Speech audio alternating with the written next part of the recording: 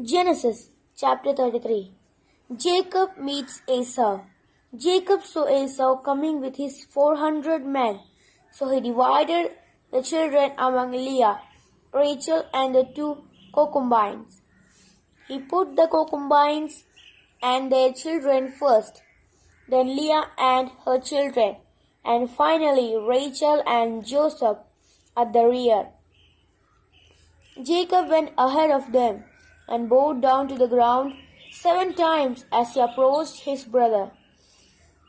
But Esau ran to meet him, threw his arms around him, and kissed him. They were both crying. When Esau looked round and saw the woman and the children, he asked, "Who are these people with you?" "These, sir, are the children whom God has been good enough to give me," Jacob answered. Then the concubines came up with their children and bowed down. Then Leah and her children came, and last of all Joseph and Rachel came and bowed down. Esau asked, "What about that other group I met? What did that mean?" Jacob answered, "It was to gain your favor." But Esau said, "I have enough, my brother. Keep what you have." Jacob said, "No, please. If I have gained your favor, accept my gift. To see your face is for me like seeing the face of God. Now that you have been so friendly to me, please accept this gift which I have bought for you. God has been kind to me and given me everything I need." Jacob kept on urging him until he accepted. Esau said, "Let's prepare to leave. I will go ahead of you."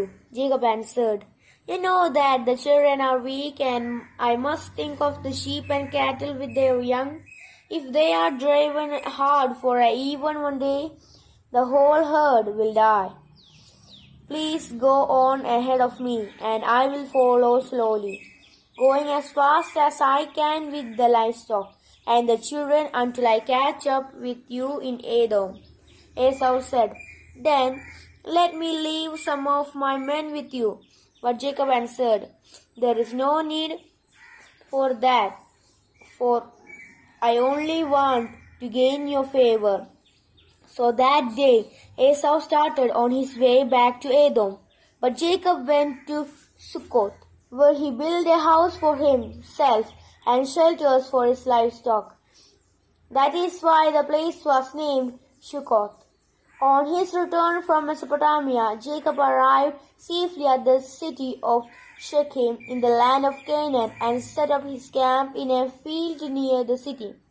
He bought that part of the field from the descendants of Hamor, father of Shechem, for 100 pieces of silver. He put up an altar there and named it after El, the God of Israel.